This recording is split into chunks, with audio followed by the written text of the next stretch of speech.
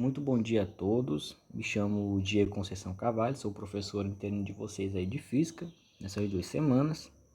E hoje eu vou resolver aqui a lista que eu propus como exercício, tá? Conforme vocês já viram aí na elaboração, ela possui 2 partes, as cargas elétricas e processo de eletrização. E na segunda parte eu vou falar sobre as forças elétricas. No entanto, nesse primeiro momento aqui eu vou me ater a resolver somente as cargas elétricas e os processos de eletrização, tá? Vamos lá. Nessa resolução, nós vamos utilizar muitos dos conceitos e fórmulas que nós vimos em sala de aula, tá? Principalmente no que diz respeito aí aos processos de eletrização e também à quantidade de carga elétrica. Vamos lá, questão número 1. Dizer que uma carga elétrica é quantizada significa que ela, letra A, só pode ser positiva, não pode ser criada nem destruída, pode ser isolada em qualquer quantidade, só pode existir como múltiplo de uma quantidade mínima definida, ser positiva ou negativa. Então vamos lá, uma por uma.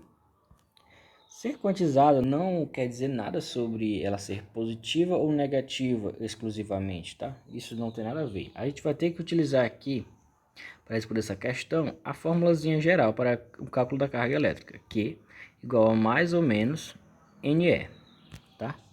Conforme nós vemos aqui, a própria fórmula, ela já carrega os sinais de mais ou menos, que são as duas opções de eletrização para um corpo eletrizado aí, né? Diferente da carga nula. Então, a letra A, ela já é cortada, tá? Outra opção, só pode ser positiva ou negativa? Poderia ser. No entanto, a gente vê que tem outros termos aqui na nossa equação, NE. Portanto, ela não pode ser só negativa ou positiva, como afirma a letra E. Ela tem outros elementos a serem analisados, tá? Então, a letra E também já corta. Vamos aqui, letra B. Não pode ser criada nem destruída. De fato, isso aqui está correto. A carga elétrica não pode ser criada nem destruída. No entanto, no contexto que a questão nos pede aqui, esse quesito ele não é válido. Ser quantizada não significa que ela não pode ser criada nem destruída, tá? Letra B também está errada. Agora, letra C e letra D, elas basicamente se autocomplementam. Ela pode ser isolada em qualquer quantidade, tá? Essa questão está incorreta. Por quê? O que responde o porquê dessa questão estar incorreta é a própria letra D, que diz que a carga elétrica quantizada só pode existir como uma múltipla quantidade mínima definida. Por quê? Vamos ver aqui. Q é igual a mais ou menos NE. A gente disse nas nossas aulas que nossa carga elementar ela vale mais ou menos 1,6 vezes 10 a menos 19 coulomb. Ok? Essa é a carga elétrica para um próton ou nêutron isolados, sozinhos, individualmente. Quando a gente quer calcular a carga elétrica para um corpo com dimensões maiores, a gente utiliza aqui o fator multiplicativo N, que é a diferença entre o número de prótons e o número de elétrons. Portanto, na verdade, a gente vê que quando a gente coloca esse termo aqui como fator multiplicativo, ele sempre está multiplicando o E. Logo, a carga elétrica Q, ela vai ser sempre com uma carga quantizada múltipla de uma carga mínima definida, uma quantidade mínima definida, que é justamente o valor de E. Todo valor de carga que a gente for encontrar, ele sempre vai estar multiplicado pelo fator E, que é a carga elementar. Portanto, letra C, correta. Letra D, aliás, né? Letra D, correta. Portanto, nossa letra correta aí é a letra D, ok? Ok, estamos aqui para a nossa questão de número 2. Um corpo inicialmente neutro recebe 10 elevado a 6 elétrons. Sendo o valor da carga elementar igual a 1,6 vezes 10 a menos 19 coulomb, a carga adquirida pelo corpo será de... Atente-se ao sinal, né? Vamos lá. Essa aqui é uma questão simplesmente de aplicação de fórmula, tá? Vamos aqui novamente pegar aquela nossa... a fórmula assim que a gente calcula a quantidade de carga, que é igual a mais ou menos NE. Vamos substituir os valores. Ele diz que o corpo está inicialmente neutro, tá? Depois, após um processo de eletrização, que eu desconheço no momento, ele diz que ele recebe 10 a 6 elétrons, ou seja, o número de elétrons aqui vai ser 10 elevado a 6. multiplicado aqui pelo valor da carga elementar, 1,6 vezes 10 a menos 19.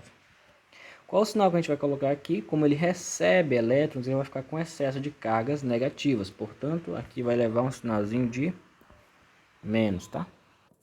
Então, fazendo aqui as contas, a gente vai obter o seguinte. Repete o sinal de menos, né? Que ia ficar 1,6 vezes 10. Aqui no expoente a gente vai utilizar, aplica a propriedade de potência, tá? Repete a base, que é 10, e subtrai os expoentes. Menos 19 mais 6.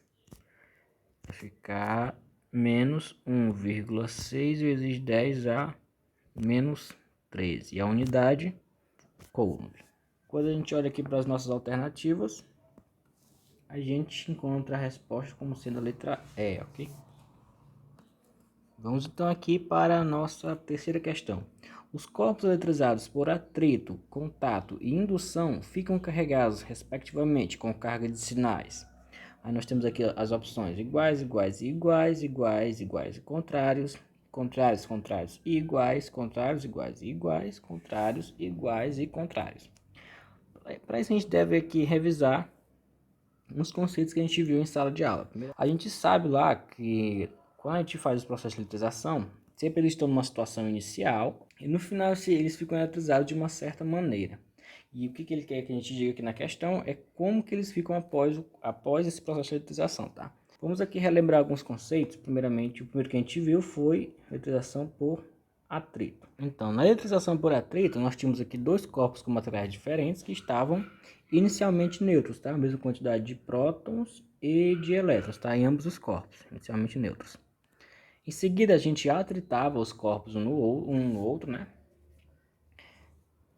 E a gente via lá, de acordo com a série triboelétrica, que um dos corpos ficava com excesso de cargas positivas, ou seja, por exemplo, vamos supor que o corpo A ele tem mais tendência de doar elétrons, ele ficaria com carga positiva, maior que zero, e o corpo B, que recebeu os elétrons, ele ficaria com carga negativa. Portanto, no processo de eletrização por atrito, os corpos após a eletrização, eles ficam com carga de sinais contrários.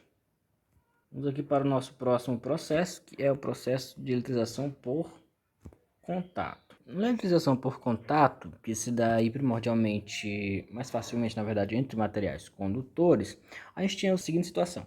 Primeiramente, o nosso corpo A, ele estava carregado, né, eletrizado, não importa a maneira como estava eletrizado, e a gente tinha um corpo B que estava inicialmente neutro. Daí a gente fazia o contato entre eles, poderia ser através de um fio condutor, ou simplesmente tocando um no outro. A partir disso, havia uma transferência de elétrons de um corpo para o outro, que nesse caso aqui está indo do corpo B ao corpo A. Quando ele passa aqui para o corpo do corpo B para o corpo A, ele mata os prótons, ele mata entre aspas, tá? Ele cancela seus efeitos. Por exemplo, aqui nós temos 4 elétrons, ele cancela o efeito de 4 prótons. No fim das contas, como o corpo B ele perdeu elétrons, ele ficou com excesso de prótons. Com excesso de prótons, dizemos que ele ficou carregado positivamente.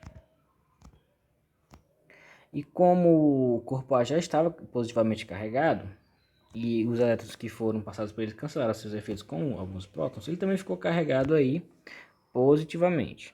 Continuou carregado positivamente, né? Dessa forma, a gente diz que no processo de eletrização por contato, eles ficam com sinais iguais, tá? Os corpos, após o processo de eletrização, né? Então, nesse momento a gente já mata 3 alternativas, né? Letra A, letra B e letra C. Agora ficamos aqui entre as letras D e E. Vamos aqui então analisar o processo de eletrização por indução, né? Então, como é que era a situação aqui no processo de eletrização por indução, né? A gente tinha aqui um corpo inicialmente neutro, tá? Mesma quantidade de prótons e elétrons, vocês já sabem disso. Esse corpo ele estava ligado aqui a uma haste isolante, que também estava ligada aqui a uma base isolante, tá? A gente aproximava desse corpo aqui que eu vou chamar de A, que a gente já sabe que é o corpo induzido. A gente aproximava um bastão eletrizado, poderia estar eletrizado tanto positivo quanto negativamente, tá? Vou dizer aqui que ele estava carregado positivamente. Tinha aqui um pequeno bastão também, tá? Para a pessoa segurar.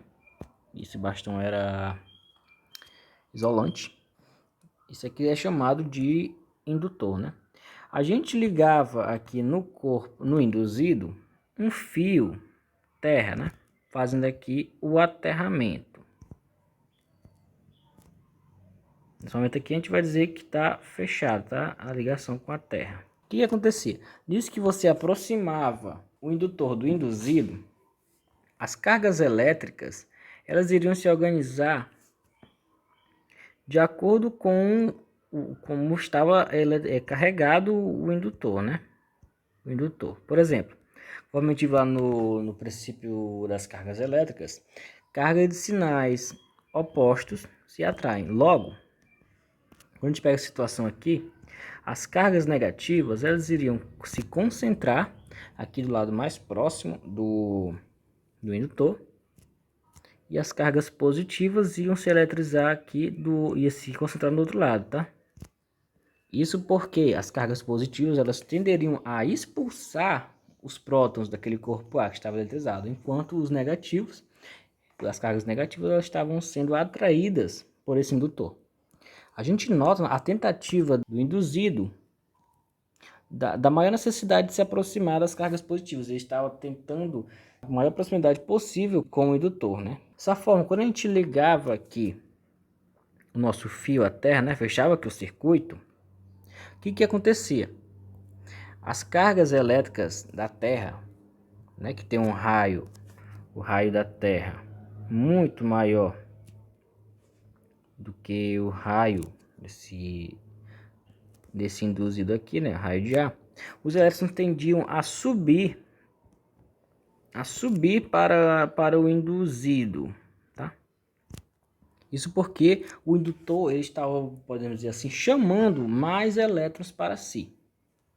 No final do processo, a gente notava que, como o induzido ele recebia mais elétrons, ele ficava com excesso de cargas negativas. Isso após a gente fechar aqui, abrir na verdade o circuito, tá? A gente tira aqui o fio terra, e a partir desse momento o corpo já ficou carregado. Ficou carregado nesse caso aqui negativamente, devido ao excesso de elétrons, tá? A partir desse momento, a gente afasta o indutor de próximo desse corpo. A partir desse momento, a gente vê que o corpo A fica com excesso de cargas negativas, portanto, eletrizado negativamente, e o corpo B continua eletrizado positivamente, portanto, com carga de sinais contrárias. Portanto, letra correta aí, letra E, né? Contrários iguais a contrários. Vamos então aqui a nossa questão de número 4, tá? Um bastão de vidro, após ser atritado em um pedaço de lã, ficou com carga de Q igual a mais 14,4 nanocoulomb. Sabendo que o nanocoulomb, que é responsável pela letra N, vale 10 a menos 9, e levando em conta a série triboelétrica, responda. O bastão recebeu ou cedeu elétrons? Determine quantos elétrons o bastão perdeu ou ganhou. Letra B. Podemos afirmar que a lã ficou com excesso de cargas positivas, portanto eletrizada positivamente? Vamos lá. Primeiramente aqui, isso aqui trata-se de um típico caso de processo de eletrização por atrito, tá? Vamos lembrar lá da série triboelétrica, tá? A gente vê que se a gente pegar a série triboelétrica, que é menos, né? O vidro, ele vai estar acima da lã. A gente nota que quando a gente atrita o vidro com a lã, o vidro tem mais tendência de doar elétrons, portanto ficar eletrizado positivamente, enquanto a lã recebe os elétrons ficando eletrizada negativamente. Então a gente diz que ele cedeu elétrons. Cedeu elétrons. ficando aí, portanto, com excesso de cargas positivas. E a gente vê aqui, simplesmente pelo enunciado da questão, quando ele diz que bastão de vidro com carga mais 14,4 nanocoulomb, a gente já nota por aqui mesmo que ele já ficou carregado positivamente. Portanto, tendo cedido elétrons aí, tá? Cedido elétrons para pedaço de lã. Agora a gente calcula quantos elétrons o bastão cedeu, tá? Para a gente fazer isso, basta a gente usar aquela formulazinha Q igual a NE, né? Mais ou menos.